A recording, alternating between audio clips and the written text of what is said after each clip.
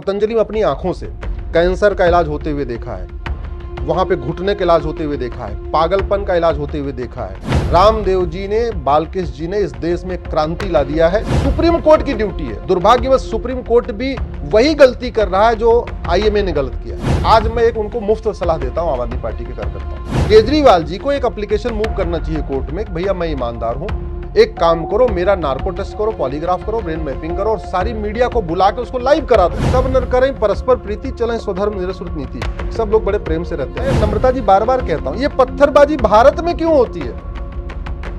ये पत्थरबाजी जापान में क्यों नहीं होती, सिंगापुर में क्यों नहीं होती, चीन में क्यों नहीं होती? कोई यूसी से एक ढेले भर का फायदा नहीं। यूसीसी आएगा तो जैसे हिंदू, जैन, बौद्ध, सिख बेटियों को गुजारा भत्ता मिलता है, मुस्लिम बेटियों को गुजारा भत्ता मिलेगा। यूसीसी तो मुझे लगता है 2 से 3 महीने में हो सकता है, अगर अगस्त में आ सकता है यूसीसी। नमस्कार, स्वागत है आप सभी का। आप देख रहे हैं एनएमएफ न्यूज और आपके साथ मैं हूं नम्रता चौधरी। देश में ऐसे कई बदलाव आने वाले वक्त में होने हैं। मसलन आप समझ लीजिए अगस्त सितंबर तक का वक्त लेकर चलिए, ऐसे ऐसे बदलाव होंगे जिसकी चर्चा पहले से शुरू हो गई है, लेकिन उसके बारे में आपके लिए जानना बहुत जरूरी है। इसके अलावा और भी बहुत सारी चीजें हैं जो देश में इस वक्त चल रही हैं, आज उन्हीं पर चर्चा करेंगे। क्योंकि मेरे साथ सुप्रीम कोर्ट के, मैं तो हमेशा उन्हें धाकड़ वकील कहकर संबोधित करती हूं, अश्विनी उपाध्याय, स्वागत है आपका।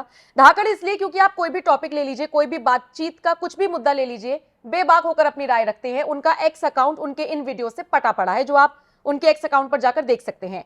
बहुत सारे मुद्दे हैं, यूसीसी पर भी हम चर्चा करेंगे क्योंकि गृह मंत्री का भी हाल फिलहाल एक बयान सामने आया है। और लेकिन मैं शुरुआत करूंगी अश्विनी उपाध्याय जी, स्वामी रामदेव से।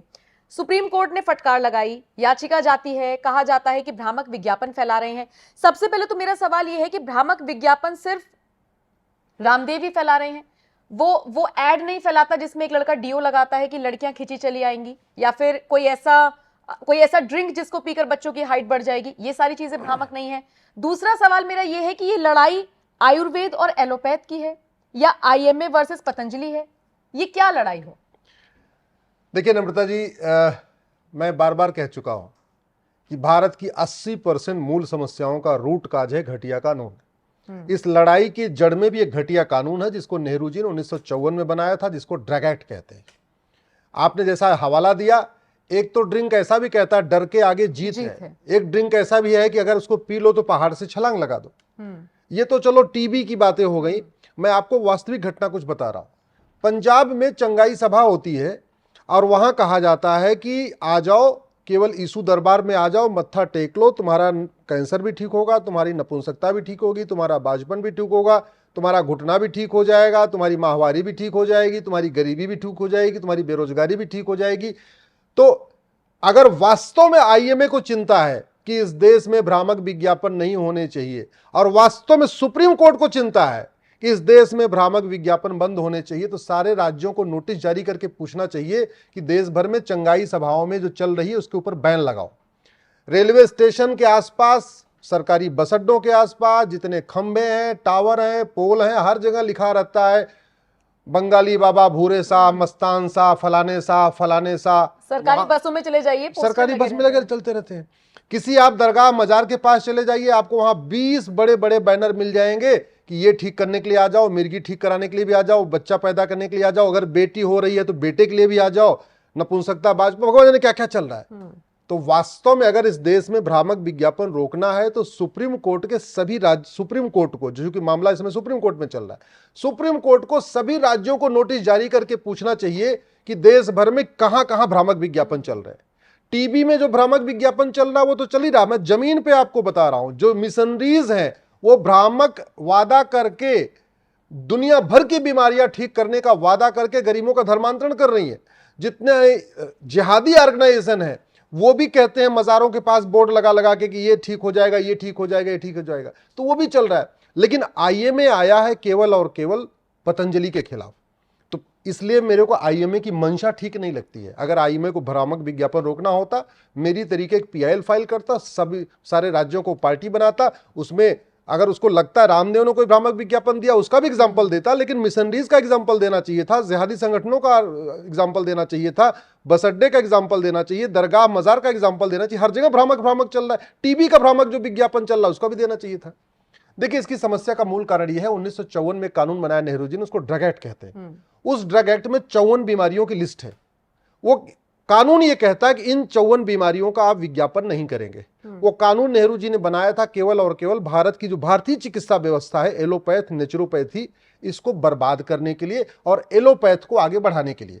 वो कानून इसलिए बनाया गया कि वो जो 54 बीमारियां लिखी हुई है ना, उन 54 बीमारियों का इलाज उस समय एलोपैथ में नहीं था, लेकिन उन 54 बीमारियों का इलाज आज के हजारों साल पहले महर्षि चरक लिख चुके हैं, महर्षि सुश्रुत बता चुके हैं, महर्षि सारंगधर बता चुके हैं, महर्षि भावप्रकाश बता चुके हैं, महर्षि वाग्भट जी बता चुके हैं।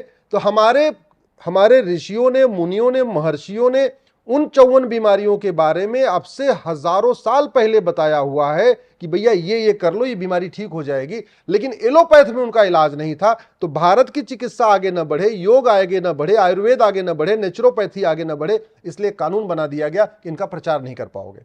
रामदेव जी बिल्कुल गलत नहीं है, क्योंकि रामदेव जी उन सभी बीमारियों का इलाज गारंटी के साथ कर रहे हैं। और इसका मैं खुद एग्जांपल आपको बताता हूं। मेरे पिताजी का घुटना खराब हो गया 2 साल पहले। मैं भारत के सबसे बड़े हॉस्पिटल दिल्ली का एम्स, वहां गया। एम्स में उन्होंने बोला जी घुटना ट्रांसप्लांट कराना पड़ेगा। मैं राम मनोहर लोहिया, आरमल जिसको बोलते हैं, वहां गया। उन्होंने बोला घुटना ट्रांसप्लांट कराना पड़ेगा। इसके बाद में एक और बहुत बड़ा प्राइवेट हॉस्पिटल है, नाम नहीं लेना चाहूंगा, वहां गया। उन्होंने बोला घुटना ट्रांसप्लांट कराना पड़ेगा। मैंने पतंजलि में बात किया, उन्होंने बोला आप बताए, उन्होंने कहा आप एक बार ले आइए देख लेते हैं। वहां गए, 10 दिन के अंदर पिताजी का घुटना ठीक हो गया। और अच्छी बात यह रही, हम तो गए थे उनका घुटना ठीक कराने, घुटने के साथ साथ उनके कमर में भी दर्द रहती थी, उनके हाथ में हड्डियां उनकी टाइट हो रही थी, उनकी उंगलियां थोड़ी फ्लेक्सिबिलिटी कम हो गई थी। वो सारी समस्या 10 दिन के अंदर ठीक हो गई। घुटना ट्रांसप्लांट करने पे 4 लाख का खर्चा आ रहा था। रामदेव जी के यहाँ वही काम 60,000 रुपए में हो गया। ये अलग बात है, रामदेव जी ने हमसे पैसा नहीं लिया, लेकिन अगर कोई और दूसरा व्यक्ति भी जाए तो 10 दिन वहां रुके, 10 दिन में कितना खर्चा आता है? 60,000 रुपए आता है। 6,000 रुपए एक कमरे का किराया लेते हैं। अब सोचिए 60,000 रुपए 10 दिन का खर्चा आता है, उसमें 2 लोग वहां रह सकते हैं, 2 लोग रह के अपनी सारी बीमारी ठीक कर सकते हैं 10 दिन के अंदर। इससे बढ़िया क्या हो सकता है? जितनी उन रामदेव जी ने जो कहा है वो वास्तव में ठीक कर रहे हैं। वहां मैंने पतंजलि में अपनी आंखों से कैंसर का इलाज होते हुए देखा है, वहां पे घुटने का इलाज होते हुए देखा है, पागलपन का इलाज होते हुए देखा है। बहुत सारे लोगों की जो मेंटल कुछ डिसीजेज हो जाती हैं, उनको अनिद्रा की प्रॉब्लम हो जाती है, ऐसी बहुत सारी प्रॉब्लम है जो मैंने देखा वहां ठीक हो रहा है। अगर वो कानून अच्छा है तो वास्तव में सबसे पहले ज्यादा उस कानून को वायलेट तो सरकार कर रही है। उस कानून में लिखा हुआ है आप टीबी का इलाज, वो वादा नहीं, मतलब नहीं वादा करोगे कि हम टीबी ठीक कर सकते हैं, तो सरकार खुद ही ऐड देती है भैया कि ये दवाई खाओ तो टीबी ठीक हो जाएगी। तो इसलिए मैं कह रहा हूं मूल समस्या उस कानून में है, लेकिन मंशा आईएमए की खराब है। क्योंकि मंशा, इसलिए मैं कह रहा हूं, हजारों एग्जाम्पल भरे पड़े हैं टीवी में, रेडियो में, जमीन पे, बस अड्डे के पास, जहां लोग वादा कर रहे हैं, लेकिन आईएमए केवल और केवल पतंजलि के खिलाफ गया है। उसका मूल कारण यह है, रामदेव जी ने, बालकृष्ण जी ने इस देश में क्रांति ला दिया है। पिछले 1990 के पहले भारत में लोग योग नहीं करते थे, आज खूब जम के योग कर रहे हैं। हजारों करोड़ रुपए जो एलोपैथी में जाना था, जो दवाइयां बिकनी थी, वो बिकनी कम हो गई हैं। लोग घर में बैठे योग प्राणायाम के जरिए बहुत सारा इलाज का अपना बीमारी ठीक कर ले रहे हैं। इसलिए मुझे लगता है कि आईएमए पतंजलि के खिलाफ गया है। अब ये सुप्रीम कोर्ट की ड्यूटी है। दुर्भाग्यवश सुप्रीम कोर्ट भी वही गलती कर रहा है जो आईएमए ने गलत किया है। सुप्रीम कोर्ट उस कानून को, उसका लिटरल इंटरप्रिटेशन कर रहा है। कानून का इंटरप्रिटेशन पर्पोजिव होता है, हार्मोनियस होता है, कंस्ट्रक्टिव होता है। उस कानून में यह लिखा हुआ है इन 54 बीमारियों का इलाज नहीं करना है। कानून कब का? 1954 का। एक बार सुप्रीम कोर्ट को सरकार से पूछना चाहिए था कि क्या इन 54 बीमारियों का आज भी इलाज नहीं है या आज इलाज हो चुका है? अरे पिछले 75 साल में, हमारे 75 साल पहले हमारे पास कुछ भी नहीं था। हमारे पास अग्नि नहीं थी, ब्रह्मोस नहीं था, परमाणु बम नहीं था, हमारे पास मिसाइलें नहीं थी। 75 साल पहले तो भारत में बहुत कुछ नहीं था, एक्सप्रेसवे नहीं था, हाईवे नहीं था। तो अगर 75 साल में इतना सारा डेवलपमेंट हो गया तो क्या यह कानून नहीं बदलना चाहिए था? इसलिए मैं नम्रता जी बार बार कहता हूं, अब समय आ गया है, कानून की एक्सपायरी डेट सेट होनी चाहिए। जैसे हर चीज की एक्सपायरी डेट होती है ना, कानून की एक्सपायरी डेट होनी चाहिए कि आपको 25 साल, ये कानून जो बना है ये मैक्सिमम 25 साल चलेगा। 25 साल के बाद इसको रिव्यू करना ही करना है। और इसलिए आज मैं आपके चैनल के माध्यम से सरकार से भी मांग करता हूं, सन 2000 के पहले के जितने भी कानून हैं, 25 साल पहले, सारे 25 साल से ज्यादा जो पुराने कानून हो चुके हैं, सबको रिव्यू करने की जरूरत है। 1950 से पहले बने कानूनों को तो 100% खत्म करने की जरूरत है, लेकिन आजादी के बाद भी जो कानून बने हैं उनको रिव्यू करने की जरूरत है। अब समय आ गया है, कानून की एक्सपायरी सेट किया जाए। जो कानून बनेगा वो 25 साल के बाद अगर उसको रिव्यू नहीं किया, उसमें बदलाव नहीं किया, तो वो 25 साल के बाद अपने आप खत्म हो जाएगा। और बिल्कुल अगर आपको लगता है कि उसको कंटिन्यू किया जा सकता है तो हाँ, कर सकते हैं अमेंडमेंट अमेंडमेंट के साथ। हाँ, ये बहुत अच्छा प्रस्ताव है मुझे लगता है, और इस पर आप क्या राय रखते हैं कमेंट सेक्शन में जाकर बताइएगा। फिलहाल आगे बढ़ते हैं। रामदेव का इस वक्त इतना हॉट टॉपिक था तो मुझे लगता है इस पर चर्चा होनी चाहिए थी। एक चर्चा के केंद्र में है दिल्ली के मुख्यमंत्री केजरीवाल, इस वक्त जेल में हैं। अब उनको लेकर तरह तरह की चीजें हैं, दिल्ली की सरकार कैसे चलाएंगे, चला भी पाएंगे या नहीं। फिर उनके नेताओं को लेकर तरह तरह की बातें आ रही हैं, जैसे राघव चड्ढा को लेकर कहा जा रहा है कि वो लंदन में आई सर्जरी सिर्फ एक बहाना है, वो वापस इसलिए नहीं लौट रहे हैं क्योंकि जल बोर्ड घोटाले में फंस जाएंगे। इस तरीके की बातें हो रही हैं। आतिशी कहती हैं कि मेरे किसी करीबी को बीजेपी के एक नेता ने ऑफर दिया है, बता नहीं पाती हैं कौन नेता है, उधर से फंसी हुई हैं। तो ये जो चारों दिशाओं से आम आदमी पार्टी के नेता फंसे हुए, क्या आप इनका फ्यूचर देख रहे हैं? क्या ऑप्शन है इनके पास कि ये बाहर आए, इलेक्शन लड़े, या क्या इनका फ्यूचर है? देखिए, पहली बात तो ये जो सुबह शाम कई पर डे जो आजकल प्रेस कॉन्फ्रेंस चल रही है, आतिशी कुछ प्रेस कॉन्फ्रेंस करती हैं, संजय सिंह कुछ प्रेस कॉन्फ्रेंस करते हैं, या इसके पहले भाभी जी भी कई बार प्रेस कॉन्फ्रेंस कर चुकी हैं, सुनीता जी भी। उसका मूल कारण ये है नम्रता जी कि भारत में झूठ बोलना पाप तो है, लेकिन झूठ बोलना अपराध नहीं है। झूठ बोलना भारत में फ्रीडम ऑफ एक्सप्रेशन हो चुका है। झूठ बोलने का अधिकार मिलता आर्टिकल 19 से, इसलिए मैं कहता हूं संविधान में संशोधन करना पड़ेगा, आर्टिकल 19 को बदलना पड़ेगा। भारत में नार्को पॉलीग्राफ ब्रेन मैपिंग कानून नहीं है, इसलिए किसी सफेद पोस्ट को कोई खौफ नहीं है भैया मेरा नार्को टेस्ट हो जाएगा तो मेरी झूठ पकड़ी जाएगी। तो सफेद पोस्ट सफेद झूठ बोल रहे हैं, रैलियों में भी सफेद झूठ बोल रहे हैं, प्रेस कॉन्फ्रेंस में भी सफेद झूठ बोल रहे हैं, अब 1-to-1 भी सफेद झूठ बोले। उनको पता है कि झूठ बोलने का कानून तो है नहीं, और दंड तभी मिलता है जब कोई कानून हो। ये हमारा संविधान कहता है कि किसी को व्यक्ति को दंड तब मिलेगा जब वो कोई कानून तोड़ेगा। क्योंकि झूठ बोलने के खिलाफ कानून नहीं है तो आप झूठ बोलते रहिए, झूठी शिकायत करिए, झूठे मुकदमे करिए, झूठी गवाही करिए, झूठे एफआईआर करिए, कितने सारे केस होते रहते हैं, उन पे कोई दंड की व्यवस्था नहीं। दूसरी बात, केजरीवाल जी कहते हैं मैं ईमानदार हूं, हालांकि उनकी बात अब कोई मानेगा नहीं, क्योंकि वो सिसोदिया के कह रहे थे सिसोदिया ईमानदार है। सिसोदिया जी को ना डिस्ट्रिक्ट कोर्ट से जमानत मिली, ना हाई कोर्ट से जमानत मिली, ना सुप्रीम कोर्ट से जमानत मिली। उसके पहले कहते थे सत्येंद्र जैन ईमानदार है, सत्येंद्र जैन को आज तक ना डिस्ट्रिक्ट कोर्ट से जमानत मिली, ना हाई कोर्ट से मिली, ना सुप्रीम कोर्ट से मिली। संजय सिंह को कह रहे थे ईमानदार है, बड़े मुश्किल से 6 महीने के बाद जमानत मिली है। आपका जो सवाल था, मैंने इस पर एक पीआईएल फाइल किया। मैंने पीआईएल फाइल किया सुप्रीम कोर्ट में कि जब पब्लिक सर्वेंट अगर 2 दिन के लिए जेल में जाता है तो उसको सस्पेंड कर दिया जाता है, तो मंत्री, जो कि मंत्री भी पब्लिक सर्वेंट है, इनफैक्ट मंत्री तो सुपीरियर पब्लिक सर्वेंट है। ये जो आईएएस आईपीएस होते हैं, कप्तान, कलेक्टर, थानेदार, हवलदार, एसडीएम, एडीएम, इनको अगर 2 दिन के लिए जेल में रख दिया जाए तो ये सस्पेंड कर दिए जाएंगे। तो फिर मंत्री जो कि सुपीरियर पब्लिक सर्वेंट है, जो कि लॉ मेकर है, वो अगर 2 दिन से ज्यादा जेल में रहे तो उसको सस्पेंड कर देना चाहिए। अगर उसकी जमानत खारिज हो रही है, उसको बेल नहीं मिल रही है, तो उसको भी सस्पेंड करना चाहिए। और हमने इसका एग्जाम्पल दिया था जब मैंने पीआईएल फाइल किया था, तो एग्जाम्पल मैंने सत्येंद्र जैन का दिया था, क्योंकि सत्येंद्र जैन का 3 महीने जेल में हो गया था, इस्तीफा दे ही नहीं रहे थे। ऐसे महाराष्ट्र में एक नवाब मलिक थे, उनको भी 3-4 महीने हो गया था जेल में, वो भी इस्तीफा नहीं दे रहे थे। मैं सुप्रीम कोर्ट गया, सुप्रीम कोर्ट ने यह कहा कि ऐसा कोई कानून नहीं है कि अगर 2 दिन से ज्यादा या 5 दिन से ज्यादा या 1 हफ्ते से ज्यादा कोई सांसद विधायक जेल में है तो उसको सस्पेंड कर दिया जाए। हमने कहा विधायकी सस्पेंड मत करिए, सांसदी सस्पेंड मत करिए, लेकिन मंत्री पद तो जाना ही चाहिए ना। अल्टीमेटली वो मंत्री पद का शपथ लिया हुआ है, मंत्री के हिसाब से उसको काम करना है।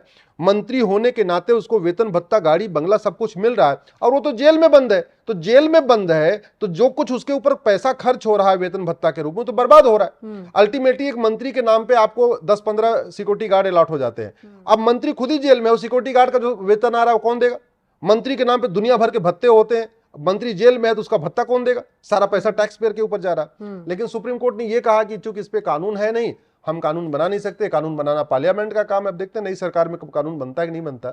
लेकिन मेरा ये मानना है कानून बनाना बहुत जरूरी है। अगर कोई 2 दिन या 3 दिन या कम से कम पहले अगर उसकी जमानत खारिज हो जाए, उस समय तो उसको मंत्री पद से हटाई देना चाहिए। केजरीवाल जी चूंकि कानून घटिया है, कानून में खामी है, उसी कानून की खामी का फायदा उठा के वो जेल के अंदर बैठ के भी वो मुख्यमंत्री बने हुए हैं। नैतिकता उनके लिए खत्म हो चुकी है। इससे ज्यादा नैतिकता तो लालू के अंदर थी कि कम से कम वो जाते जाते राबड़ी जी की मुख्यमंत्री बना गए। इससे ज्यादा नैतिक तो मुझे लगता है वो सोरेन है कि जेल जाना हुआ तो कम से कम अपने किसी और को मुख्यमंत्री बना गए। जयललिता ने इस्तीफा दे दिया था। कितने सारे ऐसे लोग हैं जब मुख्यमंत्री थे और जब जेल गए तो उन्होंने इस्तीफा दिया, लेकिन नैतिकता की बात करने वाले केजरीवाल इस्तीफा नहीं दे रहे हैं। इसलिए अब मेरा ये मानना है कि नैतिकता जब काम न करे तो कानून को काम करना चाहिए। चूंकि कानून ऐसा है नहीं कि उनको मंत्री पद से बर्खास्त कर दिया जाए। जहां तक वो ईमानदारी का अभी भी ढकोसला पीट रहे हैं और अभी भी बार बार वो आम आदमी पार्टी के जो कार्यकर्ता हैं कह रहे हैं ईमानदार है ईमानदार है। आज मैं एक उनको मुफ्त सलाह देता हूं आम आदमी पार्टी के कार्यकर्ताओं को, नार्को पॉलीग्राफ ब्रेन मैपिंग कानून तो नहीं है, लेकिन अपनी इच्छा से कोई भी व्यक्ति करवा सकता है। केजरीवाल जी को एक एप्लीकेशन मूव करना चाहिए कोर्ट में कि भैया मैं ईमानदार हूं, एक काम करो, मेरा नार्को टेस्ट करो, पॉलीग्राफ करो, ब्रेन मैपिंग करो और सारी मीडिया को बुला के उसको लाइव करा दो। पूरे देश को पता चल जाएगा केजरीवाल ईमानदार है। अल्टीमेट नार्को टेस्ट में जो सवालों का जवाब देंगे तो पूरे देश को पता चलेगा कि केजरीवाल भ्रष्ट है या ईमानदार है। पॉलीग्राफ टेस्ट होगा, ब्रेन मैपिंग होगा तो पूरे देश को पता चल जाएगा। और ये व्यवस्था है, कई बार नार्को टेस्ट होता है, कई बार अजमल कसाब का हुआ था, बाकी लोगों का हुआ था, लेकिन वहां पुलिस ने फोर्स करके करवाया था। चूंकि यहां पुलिस फोर्स नहीं कर रही है, वो मुख्यमंत्री हैं और अपने आप को क्लेम भी कर रहे हैं कि हाँ मैं ईमानदार हूं, तो उसका एक ही तरीका है। केजरीवाल, सिसोदिया, सत्येंद्र जैन, 3 लोग जेल में हैं। अभी एक चौथा भी चला गया, वो क्या कहते हैं उसका, जो ओखला वाला था, वो आ गए बाहर। अच्छा बाहर, अमानतुल्लाह। हाँ। अच्छा अमानतुल्लाह, उन्होंने कहा कि उनकी अरेस्टिंग नहीं हुई थी, पूछताछ के लिए बुलाया था। तो 3 लोग जो जेल में हैं, इसका सबसे बढ़िया यही तरीका है कि उनकी नैतिकता भी मजबूत हो जाएगी और देश को पता भी चल जाएगा कि लोग ईमानदार हैं कि भ्रष्ट हैं। बस उसका एक ही तरीका, एप्लीकेशन मूव करें, मीडिया को बुलाएं, मीडिया के सामने अपना नार्को, भाई अगर उनके एप्लीकेशन मूव होने पे कोर्ट ने उनको घर का खाना अलाउ कर दिया है, तो अगर एप्लीकेशन मूव करके अपना टेस्ट करवाएंगे तो मुझे नहीं लगता कोर्ट उनको मना करेगी नहीं आपका टेस्ट नहीं करना है। अच्छा यही है। अब हो क्या रहा है, केजरीवाल जी मुख्यमंत्री हैं, सच वो बोलते नहीं है, पुलिस उनको पीट नहीं सकती, तो सच्चाई बाहर कैसे आएगी? सच्चाई बाहर लाने का एक ही तरीका है, narco test, polygraph, brain mapping, और उसका कानून नहीं है। तो उसके लिए तो उनको खुद ही आगे आना चाहिए कि भैया देखो मैं नैतिक आदमी हूं, मैं ईमानदार आदमी, मुझे झूठी डाला। अल्टीमेटली यही तो कह रहे हैं, सारा केस बोगस है, सारा केस फर्जी है, मुझे झूठा फंसाया गया, ये सारे प्रेस कॉन्फ्रेंस में बोल रहे हैं। तो उसका एक ही तरीका है कि खुद ही अपना टेस्ट कराओ, सार्वजनिक कर दो, सबको पता चलेगा कौन ईमानदार है कौन सही है। अब पता नहीं आपकी मुफ्त की सलाह आम आदमी पार्टी के नेताओं को पसंद आएगी या नहीं आएगी, लेकिन विचार तो हर कोई कर ही सकता है। खैर, पीआईएल का आपने जिक्र किया था, एक पीआईएल आपने और फाइल की है, और हाँ मैं इस सवाल को आगे बढ़ाऊं, पीआईएल मैन के नाम से ही जाने जाते हैं, हर दूसरे मुद्दे पर पीआईएल दाखिल कर देते हैं सुप्रीम कोर्ट में, जो जनहित के लिए होती है। तो एक पीआईएल आपने दाखिल की है बीए एलएलबी को लेकर कि भाई जब सारे कोर्सेज ग्रेजुएशन के 3-3 साल के हैं तो ये 5 साल की क्यों? ये आपने क्यों प्रस्ताव उठाया है? क्या फायदे होंगे अगर 3 साल में ये चीज कंप्लीट हो जाएगी तो? देखिए, पहले 12वीं के बाद 3 साल का लॉ होता था पहले, और आज भी 12वीं के बाद बीएससी, बीकॉम, बीएससी तो 3 साल का ही होता है, ग्रेजुएशन कोर्स है। एलएलबी भी बैचलर कोर्स है और बीएससी, बीकॉम, बीए भी बैचलर कोर्स है। तो जब अगर बीएससी हो सकता है, बीकॉम हो सकता है, बीबीए हो सकता है 3 साल में 12वीं के बाद, बीजेएमसी हो सकता है, हाँ बीजेएमसी हो सकता है, जो पत्रकारिता करते हैं वो पत्रकारिता वाला कोर्स होता है। ऐसे बहुत सारे कोर्स है 3 साल का। तो फिर बैचलर ऑफ लॉ क्यों नहीं हो सकता? एक मैं आपको जानकारी बताऊं, मेरे गुरु जिनके साथ मैंने इंजीनियरिंग छोड़ने के बाद जब पहले बार काम किया, मेरे गुरु थे राम जेठमलानी जी। अच्छा। उन्होंने 17 साल की उम्र में प्रैक्टिस शुरू कर दिया था। उनका 10वीं 12वीं बहुत जल्दी हो गया। तो उनका ये रिकॉर्ड है, पूरी दुनिया में सबसे कम उम्र में वकालत शुरू करने वाले मेरे गुरु थे राम जेठमलानी, 17 साल में। 18 साल में तो उन्होंने लॉ अपनी फर्म बना लिया था, 18 साल में लॉ फर्म बना लिया था।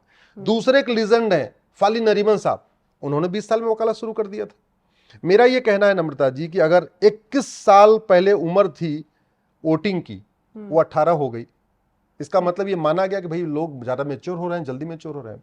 दूसरा, 21 साल में अगर व्यक्ति आईएएस बन सकता है बीएससी, बीए, बीकॉम करके, तो 21 साल में 3 साल का बैचलर ऑफ लॉ करके वो वकालत नहीं कर सकता है क्या?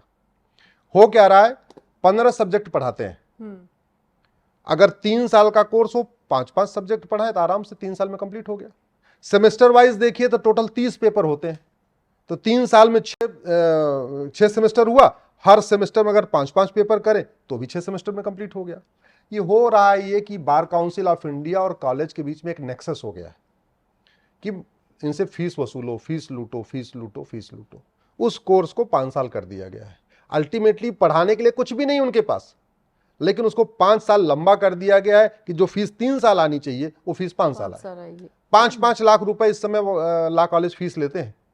तो अगर वो 3 साल का कोर्स होगा तो 15 लाख फीस मिलेगी, 5 साल का कोर्स है तो 25 लाख रुपए फीस आ रहा है, जस्ट अबाउट डबल हो रहा है। ये पूरी कहानी है, लेकिन इससे बहुत बड़ा नुकसान हो रहा है। इससे नुकसान ये हो रहा है कि बहुत सारे ऐसे बच्चे होते हैं कि जैसे उनको आर्ट्स पसंद नहीं है, ठीक है, ह्यूमैनिटीज नहीं पसंद है, कॉमर्स पसंद नहीं है, वो 12वीं में फिजिक्स केमिस्ट्री मैथ लेते हैं, पीसीएम ग्रुप के होते हैं। 12वीं में आके उनको कहते हैं नहीं यार ला करेंगे, अब वो ला में जाते हैं। अब जब ला करते हैं तो ला में उनको क्या मिलता है, या तो बीए एलएलबी मिलता है या बीबीए एलएलबी मिलता है। अब बीए एलएलबी करते हैं तो उनको पढ़ना पड़ता है, सोशियोलॉजी पढ़ना पड़ता है, पॉलिटिकल साइंस पढ़ना है, जो छोड़ के आए थे। अगर वो बीबीए एलएलबी करते हैं तो उनको इकोनॉमिक्स पढ़ना पड़ता है, कॉमर्स पढ़ना पड़ता है, जो छोड़ के आए थे। मैंने तो ऐसे बहुत सारे एग्जाम्पल देखे कि वो बेचारे ला के सारे सब्जेक्ट में पास हो गए हैं और बीए और बीबीए वाले और बीकॉम वाले मतलब इकोनॉमिक्स वाले में फेल होते जा रहे हैं। तो ये और दूसरा डाइवर्ट, उसका उनका अटेंशन डाइवर्ट हो रहा है। अल्टीमेटली वो बच्चा ला करने आया, आपके पास ला के जितने सब्जेक्ट है पढ़ाओ, 15 पढ़ाओ, 18 पढ़ाओ, 20 पढ़ाओ, भैया उसको पॉलिटिकल साइंस क्यों पढ़ा रहे, उसको इकोनॉमिक्स क्यों पढ़ा रहे, उसका इंटरेस्ट नहीं है। आप पत्रकारिता करने आई हैं, आपने कोर्स किया होगा, आपको कह दिया जाए काम करो, आप फिजिक्स केमिस्ट्री मैथ पढ़ो, आपका अटेंशन डाइवर्ट हो जाएगा, आप न पत्रकार बन पाओगी और न उधर कर पाओगी। तो ये बच्चों के साथ हो रहा है। लेकिन एक मिला जुला खेल चल रहा है भारत में। कॉलेज चूंकि ज्यादातर हमारे सफेद पोस्ट नेताओं के कॉलेज हैं, अब उन्होंने पैसा, नेता हर जगह अपना पैसा इकट्ठा करने का जुगाड़ बना लेते हैं, तो उन्होंने 3 साल के कोर्स को 5 साल एक्सटेंड करा दिया है। इसलिए मैंने पीआईएल फाइल किया। बहुत सारा जो बेस्ट टैलेंट है वो जा नहीं पा रहा है 5 साल, इतना लंबा टेन्योर है, उसको देख के घबरा जाता है। दूसरा, अगर 3 साल में उसका कोर्स हो जाए, जैसे बीएससी होता है, आपका पत्रकारिता होता है, तो अगले 2 साल अगर वो फुल टाइम कोर्ट में सीखेगा तो 2 साल सीख लेगा। प्रैक्टिस करना तो वहां सीखेगा, अगर उसको कारपोरेट में जाना है तो किसी कंपनी में लग जाएगा, 2 साल में कारपोरेट सीख लेगा। अगर उसको जुडिशरी में जाना है तो 3 साल का कोर्स करके 2 साल बढ़िया तैयारी कर लेगा तो जज बन जाएगा। अगर उसको आईएएस आईपीएस बनना है तो 3 साल का लॉ कोर्स करने के 2 साल उसका जो बचेगा उसमें तैयारी करके वो कॉम्पिटिटिव एग्जाम क्वालिफाई कर लेगा। अभी तो 5 साल वहीं अटका हुआ है। और हो क्या कर रहा है, चूंकि पढ़ाने के लिए कुछ है नहीं तो ये क्या करते हैं, उनको इंटर्नशिप पे भेजते रहते हैं। कहते हैं पहले कॉलेज जाओ फिर इंटर्नशिप जाओ, फिर कॉलेज जाओ फिर इंटर्नशिप, मतलब वो कहते हैं ना इधर का हो रहा है ना उधर का हो रहा है, बस उनको 5 साल टेन्योर पूरा करना है। पढ़ाने के लिए कुछ है नहीं ला में। 5 साल के एलएलबी के कोर्स में उतना ही सब्जेक्ट पढ़ाया जाता है जितना 3 साल के एलएलबी के कोर्स में पढ़ाया जाता है। लेकिन उसको 5 साल करने के लिए उन्होंने पहले बीए जोड़ दिया है, बीए के सब्जेक्ट डाल दिए। दूसरा, और कोई भी डिग्री 2 डिग्री नहीं होती है भाई। Bachelor of law bachelor degree है, जो एलएलबी है वो बैचलर डिग्री है। तो एलएलबी डिग्री के पहले एक बीए की डिग्री क्यों, एक ग्रेजुएशन की डिग्री के पहले एक और ग्रेजुएशन की डिग्री क्यों? अगर ये 5 साल का कोर्स एलएलबी और एलएलएम हो कि भाई ठीक है 3 साल की एलएलबी बैचलर डिग्री, 2 साल की मास्टर डिग्री एलएलएम, ये बात समझ में आती है।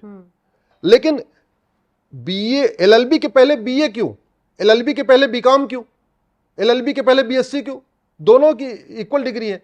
अब कुछ लोग कहते हैं नहीं नहीं जी वो इंजीनियरिंग तो 4 साल का होता है। हाँ, इंजीनियरिंग 4 साल का होता है, लेकिन इंजीनियरिंग में कोई कॉमर्स और आर्ट नहीं, ह्यूमैनिटीज नहीं पढ़ाया जाता। इंजीनियरिंग जैसे आदमी मैकेनिकल इंजीनियरिंग करेगा वो 4 साल केवल मैकेनिकल का सब्जेक्ट पढ़ता है। जो आर्किटेक्ट का कोर्स करता है वो केवल आर्किटेक्ट का कोर्स पढ़ता है। जो आदमी इलेक्ट्रॉनिक इंजीनियरिंग में जाएगा, कंप्यूटर इंजीनियरिंग में जाएगा, वो इकोनॉमिक्स पॉलिटिकल साइंस नहीं पढ़ता, वो केवल और केवल अपना सब्जेक्ट पढ़ता है। तो अगर ये कोर्स हो भी सकता है तो मैक्सिमम अगर इसको एक्सटेंड करें तो 4 साल का हो सकता है, होना चाहिए, हो सकता है। लेकिन मेरे हिसाब से ये 4 साल तक पढ़ाने के लिए इसमें कुछ है ही नहीं है। ये एज सिंपल है law, as simple is BSc. जैसे आप बीएससी फिजिक्स केमिस्ट्री बायोलॉजी से करते हैं, जिससे भी करते हैं, ये उतना ही सिंपल है। इसको अननेसेसरी खींचा गया है, इसलिए मैंने पीआईएल फाइल किया और बहुत इसका रिस्पांस है। पूरे देश भर से पेरेंट्स का मेरे पास फोन आ रहा है, पूरे देश, कई सारे जजेस का फोन आया, कुछ तो सिटिंग जज का फोन आया कि बहुत आपने अच्छा इनिशिएटिव उठाया। हम तो कोर्ट में, हम तो चूंकि नौकरी में है इसलिए हम कुछ कह नहीं सकते हैं, आपने बहुत अच्छा मुद्दा उठाया। मैं आपको अपना एक एक्सपीरियंस बताती हूँ। जब मैं 12th के बाद आगे मैंने सोचा कि मैं क्या कोर्स करूँ, तो या तो मेरा जर्नलिज्म था फेवरेट या यही था कि मैं लॉ करूंगी। कॉलेज गई, बताया गया 5 साल का है। तो मेरे फादर ने मुझे पता है क्या कहा, 5 साल तुम कोर्स करोगी, 2-3 साल प्रैक्टिस करोगी, उम्र निकल जाएगी, करियर। ये आपने बिल्कुल सही कहा कि पेरेंट्स हो चाहे हम एज अ स्टूडेंट हो, सोचते हैं 5 साल इतना लंबा पीरियड छोड़। पेरेंट्स के ऊपर बहुत बर्डन है, स्टूडेंट्स के ऊपर बहुत बर्डन है। 5 साल लगातार उसको हॉस्टल में रहना पड़ता है। अरे वो 3 साल मिला करके 2 साल में कम से कम वो अर्नर बन जाएगा, वो घर के लिए कुछ सहायक बन जाएगा, किसी लॉ फॉर्म में काम करेगा, कुछ पैसा मिलेगा, अपने घर वालों की मदद करेगा। तो इस 5 साल के कोर्स में जो एलिट क्लास के लोग हैं वो तो सर्वाइव कर रहे हैं। जो बड़े बड़े लोग हैं उनके बच्चों को तो कोई दिक्कत नहीं, भैया आराम से पैसा आ रहा है। एक मिडिल क्लास, लोअर क्लास के लिए 5 साल का लॉ कोर्स कराना बहुत मुश्किल है। और ऐसे टाइम में जबकि जो एनएलयू, जो गवर्नमेंट के कॉलेज है, वहां पे 2-2 लाख रुपए फीस है, 3-3 लाख रुपए फीस है एक साल की। ऐसे में फिर वहां पे सरकारी, भाई आपका चाहे नालसार हैदराबाद हो, एनएलयू बेंगलोर हो, या और भी पूरे दिल्ली देश में जितने 25 एनएलयू हैं, वहां पे 2.5-3 लाख रुपए फीस है साल की। कहां से एक मिडिल क्लास कराएगा, लोअर क्लास बिल्कुल। करा और ऊपर से 5 साल जा और रहे हैं। ऊपर 5 साल एक लंबा टाइम हाँ, पीरियड 3 साल तो फिर भी पर्याप्त है। अच्छा, इसके अलावा आप हमेशा बात करते हैं, जैसे हम लोगों को पत्रकारिता में पढ़ाया गया कि 5W1H आपको पता होने चाहिए, आप 5Ws की बात कर रहे हैं उसके एनालिसिस पे, अब ये क्या है? देखिए नम्रता जी, मेरा ये मानना है कि भारत में जितनी समस्या है उस समस्या में 5 बार आप वाई लगा दीजिए। उदाहरण के लिए सड़क टूट रही है, वाई। मटेरियल खराब था, मटेरियल क्यों खराब था, वाई। जी कॉन्ट्रैक्टर ने कमीशन, मटेरियल ठीक से लगाया नहीं, मटेरियल कॉन्ट्रैक्टर ने कमीशन क्यों लगाया जी, कॉन्ट्रैक्टर से कमीशन ज्यादा ले गया। तो आपने 3 बार वाई लगाया तो अंत में पता चला कि भ्रष्टाचार हो गया, इसके चक्कर में बार बार सड़क टूट रही है। अब सड़क टूटने से रोड एक्सीडेंट होता है, यानी रोड एक्सीडेंट में जो लोग मर रहे हैं हर साल 5 लाख लोग, उसका रूट काज है सड़क खराब होना। सड़क खराब होने का मूल कारण है कमीशन होना, और कमीशन का मूल कारण है घटिया कानून होना। तो घटिया कानून के कारण रोड एक्सीडेंट हो रहा है, उसके कारण 5 लाख लोग मर जा रहे हैं।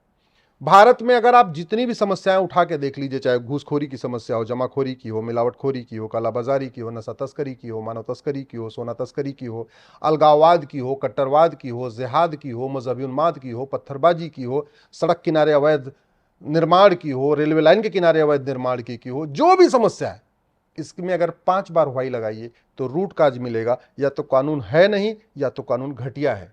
इसलिए मैं कहता हूं भारत की 80% समस्याओं का समाधान कानून बदल के हो सकता है। शिक्षा ऐसी हो जो संस्कार दे, कानून ऐसा हो जो खौफ पैदा करे। अल्टीमेटली अपराध कैसे रुकता है, अपराध रुकता है शिक्षा ऐसी संस्कारित हो कि हर बहन बेटी उसको सम्मान से न, उसकी नजर खराब ही ना हो। किसी भी बहन देखे, किसी की बेटी को देखे तो उसकी नजर खराब ना हो। शिक्षा में ऐसा संस्कार होना चाहिए। दूसरा, कानून का ऐसा खौफ होना चाहिए कि अगर उसकी अंदर से नीयत खराब भी हो जाए तो आसपास के दूसरे लोगों का उदाहरण सुन सुन के उसके रोए कांप जाए, अरे बाप रे बाप, अरे भैया ये काम नहीं करना, एक आदमी ने किया था उसको तो ऐसे हो गया, एक आदमी ने किया उसको तो फांसी हो गई, एक आदमी किया उसको तो फांसी हो गई। अवैध निर्माण हो रहा है पूरे भारत में, हाईवे के किनारे, रेलवे लाइन के किनारे, बस अड्डों के किनारे, हर जगह हो रहा है। क्यों? क्योंकि हमारे पास अवैध निर्माण के खिलाफ कानून नहीं है। शिक्षा ऐसी है नहीं कि हम अवैध निर्माण न करें, और कानून ऐसा नहीं है कि खौफ पैदा हो। भाई भाई की जमीन पे कब्जा कर लेता है। शिक्षा ऐसी नहीं है कि राम भरत जैसा रहे, और कानून का खौफ नहीं है कि यार हमने अगर भाई की जमीन पे कब्जा किया मेरे पूरी जिंदगी जेल में रहना पड़ेगा। व्यक्ति को ठीक करने का 2 ही तरीका है, शिक्षा ऐसी हो और कानून, शिक्षा संस्कारित हो, कानून का खौफ हो। शिक्षा हमने वैदिक शिक्षा लागू नहीं किया, गुरुकुल शिक्षा लागू नहीं किया, हमने तो गुलामी वाली शिक्षा चल रही है हमारे देश में आज भी। वो मुगलों ने मदरसा शुरू किया था, वो कंटिन्यू है। अंग्रेजों ने आके मिशनरी स्कूल कंटिन्यू शुरू किया, वो कंटिन्यू है। भारत में भारत के खिलाफ नफरत सिखाई जा रही है। भारत में कहा जा रहा है कि अल्लाह के अलावा कोई इबादत के लायक नहीं है।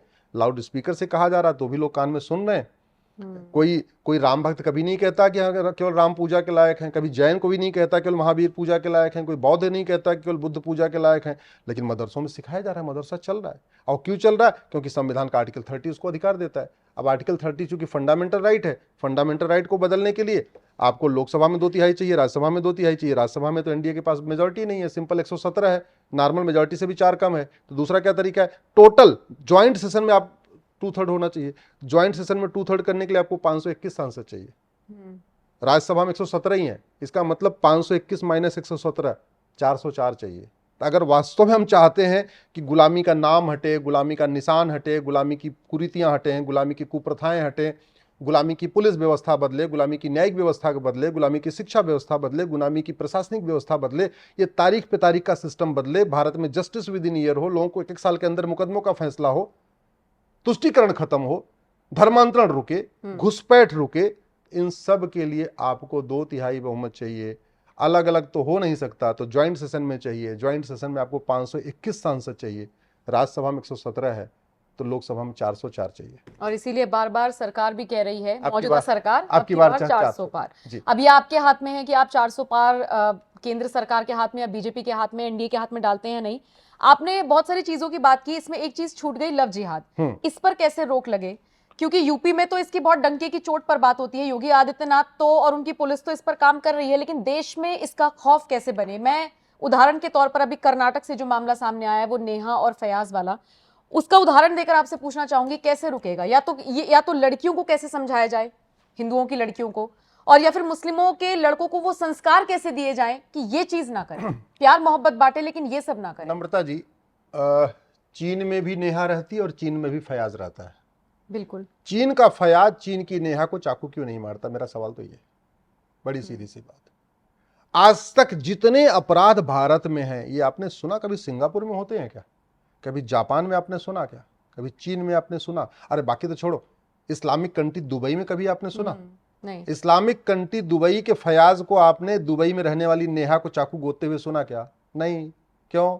मैं बार बार कहता हूं, दवाई घटिया होती है तो बीमारी बढ़ती है, और कानून घटिया होती है तो अपराध बढ़ता, अराजकता बढ़ती है। कानून का खौफ बहुत जरूरी है। दुर्भाग्यवश हमने क्या किया, हर जगह खौफनाक चीजें बनाई। अग्नि मिसाइल खौफ पैदा करने के लिए बनाई, ब्रह्मोस मिसाइल दुश्मन देश में खौफ पैदा करने के लिए हमने बनाई, राफेल खरीदा हमने दुश्मन देश में खौफ पैदा करने के लिए, हर चीज को बनाया, लेकिन हमने कानून खौफ पैदा करने वाला नहीं बनाया। जैसे भारत में नेता एसपीजी सिक्योरिटी लेके चलते हैं, एसपीजी वाले किसी गोली मारता है क्या? नहीं। किस लिए लेके चलते हैं? डराने के लिए, कि अगर इधर आओगे तो गोली मार दी जाएगी। देखिए, भारत में हमने बाकी चीजों को तो वर्ल्ड क्लास बनाया, वर्ल्ड क्लास हाईवे बनाया, वर्ल्ड क्लास एयरपोर्ट बनाया, वर्ल्ड क्लास रेलवे स्टेशन बनाया, वर्ल्ड क्लास मिसाइल बनाई, अग्नि ब्रह्मोस, वर्ल्ड क्लास हमने जो है परमाणु बम बनाया, सब कुछ बनाया, लेकिन हमने वर्ल्ड क्लास कानून नहीं बनाया। हमारे पॉलिटिशियन बहुत सारे एसपीजी सिक्योरिटी में चलते हैं, उनके पीछे आगे पीछे पूरा एसपीजी के जवान तैनात हो रहते हैं, बड़ी अच्छी बंदूक लेके। वो किसी गोली मारते हैं क्या? नहीं। तो एसपीजी सिक्योरिटी किस लिए चलती है? डराने के लिए। वाई कैटेगरी की सिक्योरिटी, जेड कैटेगरी सिक्योरिटी जिन नेताओं को मिलती है, क्या उनके जवान किसी को मारते हैं क्या? नहीं। किस लिए है? खौफ पैदा करने के लिए, डराने के लिए, कि सामने से इधर आना नहीं, गोली मार दी जाएगी। परमाणु बम बना दिया है, चलाया आज तक? नहीं, डराने के लिए। अग्नि मिसाइल बनाया, किसी को चलाया क्या? नहीं, डराने के लिए। राफेल खरीद लिया, चलाया क्या? डराने के लिए। परमाणु बम का परीक्षण कर लिया था वाजपेयी जी ने, आज तक चलाया क्या? नहीं, डराने के लिए। और बाकी छोड़ो, आम जनता जैसे वॉक करती है सुबह मॉर्निंग वॉक, तो एक डंडा लेके चलते हैं, छड़ी लेके चलते हैं। आपके पिताजी लेके सुबह अगर वॉक करते होंगे, छड़ी लेके चलते होंगे। वो कुत्ते को मारते थोड़ी है, नहीं, बस डराने के लिए, कि अगर कुत्ता आएगा तो छड़ी मार दूंगा। तो कुत्ता, वो कुत्ता अपने आप आता नहीं, वो देख रहा हाथ में छड़ी, आएगा ही नहीं, आएगा। ऐसे ही कानून का खौफ होता है। ये जो आप एग्जाम्पल दे रही हैं लव जिहाद, अगर ये लव जिहाद भारत में हो रहा है, चीन में नहीं हो रहा है, दुबई में नहीं हो रहा है, जापान में नहीं हो रहा है, सिंगापुर में नहीं हो रहा है, इसका मतलब लव जिहाद लाइलाज बीमारी नहीं है। क्यों? क्योंकि चीन में भी तो मुस्लिम रहते हैं, दुबई में भी तो मुस्लिम रहते हैं, सिंगापुर में भी तो रहते हैं। वहां वाले लव जिहाद क्यों नहीं कर रहे, भारत में क्यों कर रहे हैं? क्योंकि यहां लव जिहाद की इतनी घटनाएं हो गई, आज तक किसी कुछ हुआ ही नहीं। हमारे देश में जब कोई घटना होती, जैसे अभी इसकी नेहा की हुई है, ट्विटर पे ट्रेंडिंग हो रही, जस्टिस फॉर नेहा, 2-3 दिन फेसबुक फोटो लोग शेयर करेंगे, वीडियो शेयर करेंगे, ट्विटर पे ट्रेंडिंग कर देंगे, कुछ लोग आके जुलूस भी निकालेंगे, खड़े होकर धरना प्रदर्शन, उसके बाद फिर शांत। मैं अभी गूगल कर रहा था कि जस्टिस के नाम से कितने हैशटैग ट्रेंड हो चुके हैं। तो जस्टिस फॉर राजू ट्रेंड हो चुका है, justice for Krishna, justice for Shivam, justice for Badal, justice for Nilesh, justice for Kamlesh Tiwari Lucknow वाले जिनका गला काटा गया था, justice for Gangaram Delhi, doctor Narang की हत्या हुई थी, बहुत विभत्स जिहादी हत्या हुई थी, विभत्स बांग्लादेशियों ने किया था दिल्ली में, रतन लाल की बहुत विभत्स हत्या हुई दिल्ली में, अभिजीत की हत्या हुई, रामलिंगम की हत्या हुई, रिंकू शर्मा की हत्या हुई, ध्रुव त्यागी की हत्या हुई, चंदन गुप्ता की हत्या हुई थी जब तिरंगा यात्रा निकली थी, इधर फिरोजाबाद या के आसपास यूपी में कहीं हुई थी, बंधु प्रकाश की हत्या हुई, रचित जाट की हत्या हुई, प्रियंका रेड्डी की हत्या हुई, अंकित शर्मा की हत्या हुई, दिलवर नेगी की हत्या हुई, हिना तनरेजा की हत्या हुई, ट्विंकल शर्मा की हत्या हुई, किशन भरवाड़ की हत्या हुई, अंकित सक्सेना की हत्या हुई, कमलेश तिवारी की हुई, निकिता राजपूत की हुई, कन्हैया लाल की हत्या हुई, उमेश कोल्हे की हुई, और अभी नेहा फयाज की हो गई। इतने तो मैं कुछ एग्जाम्पल बता रहा हूं, वैसे तो हर हफ्ते 2-4 बहन बेटियों को इस तरीके चाकू से गोद के मारा जाता है। सब लोग ट्रेंडिंग भी करते हैं, फेसबुक पे कहते हैं फांसी दो, ट्विटर पे कहते हैं फांसी दो, ट्विटर पे कहते हैं जस्टिस करो। आज तक इसमें से किसी भी अपराधी को फांसी तो हुई नहीं। आज तक जितनी हत्याएं हुई, इसमें किसी भी हत्यारे के 100% प्रॉपर्टी तो जब्त हुई नहीं। अरे बाकी छोड़ो, छोटा सा काम, इतने सारे लोगों ने जिहादी हत्याएं कर दिया, किसी की सिटीजनशिप भी नहीं गई। खौफ नहीं है। मैं बार बार कहता हूं, भारत में नम्रता जी जस्टिस विद इन ईयर लागू करने की जरूरत है।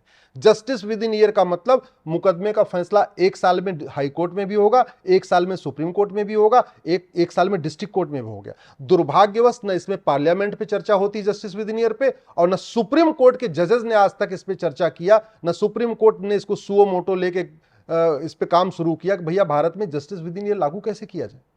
भारत में कानून कठोर हो जाए और जस्टिस विद इन ईयर लागू हो जाए, 1 साल के अंदर फैसला। और कानून के कठोर कैसे, जैसे सिंगापुर वगैरह में है, नशा तस्करी, मानव तस्करी फांसी है। चीन में है घूसखोरी, कमीशनखोरी, दलाली पे फांसी है। टर्की में है साइबर फ्रॉड पे फांसी है। जापान में है रेप मर्डर पे सीधे फांसी है। और ये फांसी 20 साल 30 साल के बाद नहीं, 1 साल के अंदर। आखिर जो अपराध दिल्ली में है वो दुबई में क्यों नहीं है? जो अपराध कर्नाटक में हुआ नेहा का, वो सिंगापुर में क्यों नहीं होता? हमारा कानून घटिया है। जब तक इसको सब लोग नहीं समझेंगे तब तक बात बनेगी नहीं। और एक बात मैं आपको नम्रता जी कहता हूं, बीमारी डॉक्टर ठीक नहीं करता। ये हमारे दिमाग में है कि बीमारी डॉक्टर ठीक करता, नहीं, बीमारी दवाई से ठीक होती है। ऐसे ही शासक कोई भ्रष्टाचार अपराध खत्म नहीं कर सकता। भ्रष्टाचार अपराध कानून खत्म करता है। कानून का खौफ होना चाहिए। जैसे डॉक्टर बदलने से बीमारी ठीक नहीं होती है, बीमारी ठीक होती है दवाई बदलने से। ऐसे शासक बदलने से भ्रष्टाचार अपराध अराजकता खत्म नहीं होती है। ये भ्रष्टाचार अपराध अराजकता खत्म होती कानून बदलने से। जब तक लोगों की आम जनता इस बात को समझेगी नहीं, टैक्स पेयर कम से कम, मैं तो कहता हूं भारत के सब लोग इस बात को समझें, कम से कम टैक्स पेयर इस बात को समझ लें, पढ़े लिखे लोग समझ लें, बुद्धिजीवी समझ लें, नेता अभिनेता पत्रकार कलमकार लेखक। हमारे यहाँ ये है कि जैसे आप कह रहे हैं कि इसने इसको मार दिया और इसको फांसी हो जाए, हमारे यहाँ हिमायती खड़े हो जाते हैं हमारे देश में, इनके भी हिमायती खड़े हो जाते हैं। मैं क्या कह रहा हूं, वो इसलिए खड़े हो जाते हैं क्योंकि भारत में झूठ बोलना पाप है, लेकिन झूठ बोलना अपराध नहीं है। आप झूठ बोलने के खिलाफ, जैसे एक आध दो ट्विटर में देखता हूं, एक है वो बंदा है, वो क्या गलत गलत लोगों की क्लिप को ट्वीट करता रहता है, आधी अधूरी क्लिप को ट्वीट करता है, झूठी झूठी ट्वीट करता है, झूठी स्टोरीज को ट्वीट करता है। आज तक उसको कुछ नहीं हो, क्योंकि झूठ बोलने पाप तो है, झूठ बोलना अपराध नहीं। भारत में झूठ बोलने को गंभीर अपराध घोषित करना पड़ेगा। अगर हम चाहते हैं भ्रष्टाचार अपराध खत्म हो तो जस्टिस विद इन ईयर लागू करना पड़ेगा। नम्रता जी, जस्टिस विद इन ईयर लागू करने के लिए पहले तो भारत में 1 नेशन 1 पुलिस कोड लागू करना पड़ेगा। बंगाल की पुलिस अलग तरीके से काम करती है, दिल्ली की अलग करती है, कर्नाटक की अलग करती है। पुलिस सत्ता देख के काम करती है, किस पार्टी की सत्ता उसके हिसाब से काम करती है। बंगाल में संदेश खाली हुआ, पुलिस एफआईआर नहीं कर रही थी। दिल्ली कर्नाटक में नेहा की हत्या हुई, पुलिस का एक नया वर्जन आ रहा है, क्यों? और यूपी वाली पुलिस आजकल बुलडोजर चला रही है। यूपी वाली पुलिस 2017 के पहले, वही पुलिस 2017 के पहले आतंकवादियों का मुकदमा वापस ले रही थी, क्यों? इसका मतलब कानून घटिया है। भारत में 1 नेशन 1 पुलिस कोड होना चाहिए। Law and order state subject अभी जो है इसको कॉन्करेंट में लाना पड़ेगा इसके लिए, और इसलिए भारत में 1 नेशन 1 पुलिस कोड बनाना पड़ेगा। जो दुनिया भर के कानूनों का मकर जाल है ना, घूसखोरी का अलग, जमाखोरी का अलग, हत्या का अलग, बलात्कार का अलग, इसको सबको मर्ज करके 1 नेशन 1 पेनल कोड बनाना पड़ेगा। Narco polygraph brain mapping mandatory करना पड़ेगा। 1 नेशन 1 जुडिशियल कोड बनाना पड़ेगा। जजों के लिए जुडिशियल चार्टर लागू करना पड़ेगा। 3-3 महीने की लंबी लंबी डेट, 6-6 महीने की लंबी डेट, सीनियर एडवोकेट आके खड़ा हो गया, जितना लंबा डेट मांगेगा उतना लंबा डेट मिल जाएगा। ये बंद होना चाहिए। भैया 6-6 महीने की लंबी डेट क्यों चाहिए? हर हफ्ते की डेट क्यों नहीं? इस सोमवार को सुनवाई हो रही है, आप हर सोमवार को उसका मुकदमा लिस्ट करते जाओ। जो मुकदमा मंगलवार को फाइल हो रहा है उसको आप हर मंगलवार को उसको सुनते जाओ। बुधवार वाला हर बुधवार को सुनो। 5-7 हफ्ते के अंदर उसका मुकदमा का फैसला खत्म करो। लेकिन अभी तभी हो सकता है जब भारत में नार्को पॉलीग्राफ ब्रेन मैपिंग कानून हो, पुलिस चार्टर हो, जुडिशियल चार्टर हो, सिटीजन चार्टर हो, एडमिनिस्ट्रेटिव चार्टर हो। बहुत रिफॉर्म करना पड़ेगा इस वर्तमान पुलिस व्यवस्था से, वर्तमान प्रशासनिक व्यवस्था से, वर्तमान न्यायिक व्यवस्था से न भारत में भ्रष्टाचार खत्म होगा, न अपराध खत्म होगा, न मर्डर खत्म होगा। इसलिए जो लोग, पत्थरबाजी कैसे खत्म होगी? पत्थरबाजी वही सठे साठ्यम समाचरित, विदुर जी ने कहा हुआ है, भय बिन होय न प्रीत, भगवान राम ने बोला हुआ है। रामचरितमानस के उत्तरकांड में लिखा हुआ है, सब नर करें परस्पर प्रीति, चलें स्वधर्म निरसुरत नीति। सब लोग बड़े प्रेम से रहते हैं। और वहीं आगे लिखा हुआ है, भय बिन होय न प्रीत, भय के बिना प्रीति नहीं हो सकती। मैं उदाहरण आपको बताता हूं। एक भाई दूसरे भाई से प्रेम 2 कारणों से करता है। या तो उसकी शिक्षा में संस्कार हो, बहुत उसका संस्कार है, भाई भाई हमें राम भरत जैसे मिलकर रहना, राम लक्ष्मण जैसा। दूसरा भय हो कि अगर हमने अपने भाई के साथ कुछ गड़बड़ किया, भाई को हमने गाली दे दिया, भाई का हमने प्रॉपर्टी जब्त कर लिया, भाई की जगह पे कब्जा कर लिया, भाई के घर पे कब्जा कर लिया, तो भैया हमको 20 साल जेल में रहना पड़ेगा। प्रीति रखने का कारण यही है। मैं नम्रता जी बार बार कहता हूं, ये पत्थरबाजी भारत में क्यों होती है? ये पत्थरबाजी जापान में क्यों नहीं होती, सिंगापुर में क्यों नहीं होती, चीन में क्यों नहीं होती? ये पत्थरबाजी दुबई में क्यों नहीं होती? छोड़ो, इस्लामिक कंट्री है ना दुबई। ये पत्थरबाजी अरब में क्यों नहीं होती है? हमें ये समझना पड़ेगा, हमें इस पूरी व्यवस्था को बदलना पड़ेगा, दूसरा कोई तरीका नहीं है। जब तक नहीं व्यवस्था बदलेंगे, ऐसे कभी जस्टिस फॉर नेहा करेंगे, कभी जस्टिस फॉर माधुरी करेंगे, कभी जस्टिस फॉर कुछ करेंगे, बहन बेटियों की हत्या होती रहेगी, रेप मर्डर होते रहेंगे। कानून नहीं, जब तक कानून नहीं बदलेगा व्यवस्था नहीं बदल सकती। एक आखिरी सवाल यूसीसी को लेकर, गृह मंत्री अमित शाह का बयान सामने आया है जिसमें उन्होंने कहा है कि तीसरी बार जीतते हैं तो तुरंत लागू कर देंगे। देखिए, ये बहुत ही स्वागत योग्य कदम है और यूसीसी तो भारत के संविधान की आत्मा है। डॉक्टर अंबेडकर भी कह चुके हैं कि यूनिफॉर्म सिविल कोड होना चाहिए। लेकिन इसके बारे में जरा इसको समझ लीजिए नम्रता जी, यूसीसी आए या ना आए, हिंदू, जैन, बौद्ध और सिख के लिए कोई फर्क नहीं पड़ता। हिंदू, जैन, बौद्ध और सिख को यूसीसी एक ढेले भर का फायदा नहीं है, ढेले भर का फायदा नहीं, 1% फायदा नहीं है। यूसीसी का सबसे ज्यादा फायदा है मुस्लिम बेटियों को, उसके बाद जो फायदा है वो क्रिश्चियन बेटियों को, उसके बाद जो फायदा है वो पारसी बेटियों को, उसके बाद जो फायदा है वो ट्राइबल्स को है। हिंदू, जैन, बौद्ध, हालांकि ट्राइबल हिंदू में ही आते हैं लेकिन उनका थोड़ा अलग कानून चलता है। सामान्य व्यक्ति को, यानी भारत के 80% लोगों को यूसीसी कोई फायदा नहीं। लेकिन यूसीसी आना इसलिए चाहिए कि अल्टीमेटली अगर भारत में 25 करोड़ मुस्लिम है तो उनकी 50% यानी 12.5 करोड़ तो मुस्लिम महिलाएं भी हैं। उन मुस्लिम महिलाओं का अधिकार हिंदू बेटियों से कम क्यों हो? आप स्कूल में पढ़ती होंगी तो आपके साथ मुस्लिम बेटियां, लड़कियां भी रही होगी। सवाल यह बनता है कि नम्रता चौधरी का अधिकार अलग क्यों हो और नम्रता के साथ पढ़ने वाली रुबीना का अधिकार अलग क्यों हो? नम्रता चौधरी की शादी की मिनिमम एज 18 साल हो और रुबीना की शादी की उम्र 9 साल क्यों हो? जस्ट डबल का अंतर। रुबीना की शादी 9 साल में हो जाएगी तो जब तक आपकी शादी होगी तब तक तो रुबीना का 6-7 बच्चे हो जाएंगे, तो उसकी तो जिंदगी बर्बाद हो गई। आप तो एंकर बन गई, आप तो बढ़िया आराम से रह रही हैं, आपका स्वास्थ्य भी अच्छा है, आपका सब कुछ बढ़िया है, घर परिवार अच्छा चल रहा है, आप एक सामान्य जीवन जी रही हैं। वो बेचारी रुबीना जो आपके साथ पढ़ी, उसकी शादी हो गई, मान लो आप प्राइमरी में आपके साथ पढ़ती होगी, उसकी शादी हो गई, जब तक आपकी शादी हुई तब तक उसके 4 बच्चे हो चुके, उसकी जिंदगी बर्बाद हुई। तो यूनिफॉर्म सिविल कोड आएगा, शादी विवाह की उम्र समान हो जाएगी, इसका सबसे बड़ा फायदा मुस्लिम बेटियों को मिलेगा। यूनिफॉर्म सिविल कोड आएगा, ग्राउंड्स ऑफ डिवोर्स और प्रोसीजर ऑफ डिवोर्स कॉमन हो जाएगा, सबके लिए एक समान हो जाएगा। इसका भी फायदा मुस्लिम बेटियों को होगा। क्यों? क्योंकि हिंदू, जैन, बौद्ध, सिख में ग्राउंड्स ऑफ डिवोर्स और प्रोसीजर ऑफ डिवोर्स एकदम स्टैंडर्ड हो चुका है, कानून बना हुआ है, फैमिली कोर्ट में ही डिवोर्स होता है, किस किस ग्राउंड पे डिवोर्स होगा बाकायदा कानून में लिखा हुआ है। लेकिन मुस्लिम बेटियों का डिवोर्स का कोई ग्राउंड लिखा नहीं है, इसलिए अगर कभी रोटी ठंडी हो जाए तो भी डिवोर्स, कभी देर से सो के उठी तो भी डिवोर्स, कभी नहीं पसंद आई तो भी डिवोर्स, कहीं और नौकरी कर रहे हैं कोई और पसंद आ गई तो भी डिवोर्स, और प्रोसीजर ऑफ डिवोर्स भी। भाई ट्रिपल तलाक खत्म हुआ ना, 4 तलाक चल रहे हैं, तलाके हसन आज भी चल रहा है, तलाके एहसन आज भी चल रहा है, तलाके बाइन आज भी चल रहा है, तलाके किनाया आज भी चल रहा है। इन चारों तलाक में भी कोई जिम्मेदारी नहीं है, कोई वादा नहीं है, क्यों दे रहे हैं किसी को कारण नहीं बताना है। ये चारों तलाक भी व्हाट्सएप से हो सकते हैं, ये चारों तलाक भी ईमेल से हो रहे हैं, ये चारों तलाक भी एसएमएस से हो रहे हैं, ये चारों तलाक भी ट्रिपल तलाक जैसे ही हैं। वो उसमें था 1 गो में कहना था, इसमें 30 दिन का अंतर देना, इतने करना है।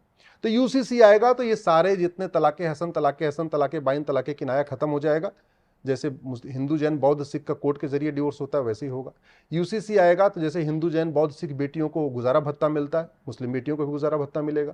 यूसीसी आएगा तो विरासत का अधिकार, वसीयत का अधिकार एक समान हो जाएगा जैसे बाकी लोगों को है, मुस्लिम बेटियों। अब हो क्या रहा है, विरासत के मामले में और वसीयत के मामले में मुस्लिम्स में माँ और बाप, माता और पिता का अधिकार एक समान नहीं है, पति और पत्नी का अधिकार एक समान नहीं है, भाई और बहन का अधिकार एक समान नहीं है। तो वो पैरिटी खत्म हो जाएगी। यूसीसी आएगा, बच्चा गोद लेने का अधिकार सबको मिल जाएगा, मुस्लिम बेटियों को बच्चा गोद लेने का अधिकार नहीं है। अब जरा सोचिए, बच्चा नहीं हुआ तो महिला तो पहले टेंशन में है, टेंशन में बच्चा नहीं हो रहा है, बच्चा नहीं हो रहा है, एक सामाजिक प्रेशर होता है, ऊपर से गोद ले नहीं सकती वो, तो क्या किया, दूसरी सौतन आ गई। अब पहले एक टेंशन थी बच्चा ना होने का, एक और टेंशन आ गई कि सौतन और आ गई, और बाय द वे सौतन के बच्चे हो गए तो और टेंशन, अरे ये देखो ये तो बाज है, और टेंशन शुरू हो गई। यूसीसी आएगा, बच्चे के भरण पोषण का अधिकार मिल जाएगा। यूसीसी आएगा, बच्चे के माता पिता का अधिकार मिल जाएगा। एक सबसे बड़ी समस्या है कि चलो बच्चे हो भी रहे, मान लो बेटा नहीं हुआ तो प्रॉपर्टी अपने दामाद को नहीं दे सकते। अब समझिए 4-5 बेटियां हो गई, प्रॉपर्टी उनके पास है, मान लो 50 करोड़ की प्रॉपर्टी है, 10 करोड़ की प्रॉपर्टी है, या 5 बीघे जमीन है, वो जमीन अपने दामाद को दे नहीं सकते, तो जमीन क्या करेंगे, जमीन बचाने के लिए एक बेटा चाहिए तो क्या करेंगे, एक और निकाह कर लेंगे, अब बेटा होगा कि बेटी, ये महिला पे तो डिपेंड नहीं होता है, ये तो पुरुष पे डिपेंड करता है। अब पता चला पहली बीवी से भी 5 बेटियां थी, दूसरी शादी कर ली, बेटे के चक्कर मुझसे 5 बेटी और हो गई, अब 10 बेटियां हो गई, तो जो घर की समस्या थी और बढ़ गई, घर का खर्चा और बढ़ गया, बेटा हुआ नहीं, पहले 5 बेटी थी भी 10 बेटी हो गई। इन सारी कुरीतियों से छूट मिलेगी तो यूसीसी का 100% फायदा मुस्लिम्स को है।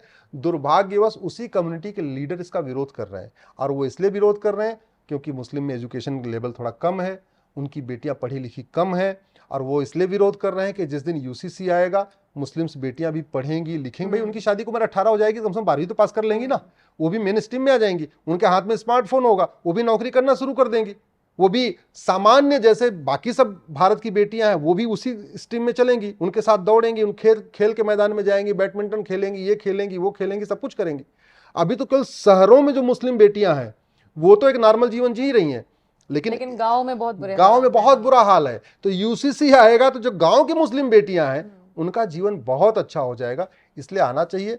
ये दुर्भाग्य है कि भारत में अश्विनी जी, बिहार में जब भी जैसे कल फर्स्ट फेज का चुनाव हुआ है तो बिहार से द राज धर्मा एक यूट्यूब पेज है, अर्चना तिवारी इंटरव्यू कर रही थी कुछ मुस्लिम महिलाओं का, तो एक मुस्लिम महिला से बाइट लेती हैं और पूछती है कितने बालक हैं, तो वो जवाब देती है मेरे 7 बच्चे हैं। तो अरे 7 बच्चे हैं तो फिर महंगाई और गरीबी पे क्यों रोना है?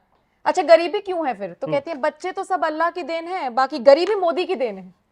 अब देखिए हम ये कह सकते हैं कि मुस्लिम पुरुष विरोध कर रहे हैं, लेकिन महिलाओं में भी शिक्षा की कमी है, साक्षर की कमी है, बिल्कुल, और वही वो मात खा रही है। इसलिए मेरा ये मानना है नम्रता जी कि यूनिफॉर्म एजुकेशन और यूनिफॉर्म सिविल कोड, ये 2 चीज बहुत जरूरी है। सबके लिए पूरे देश में एक सिलेबस हो, एक करिकुलम हो, अपने अपनी लोग मातृभाषा में पढ़ें, लेकिन 10वीं तक सबकी समान शिक्षा हो। ऐसे ही जितना अंग्रेजों ने कानून बनाया, 1872 में क्रिश्चियन मैरिज एक्ट बनाया, 1936 में पारसी मैरिज एक्ट बनाया, 1937 में शरीयत एक्ट बनाया, ये सारे, अच्छा ये जो इतने मुस्लिम चल रहे हैं ना, ये आजादी के बाद वाले कानून से नहीं चल रहे हैं, ये गुलामी वाले कानून से चल रहे हैं, अंग्रेजों का कानून चल रहा है, अंग्रेज उनको ये कानून दे के गए। अच्छा अंग्रेजी कानून क्यों बनाए?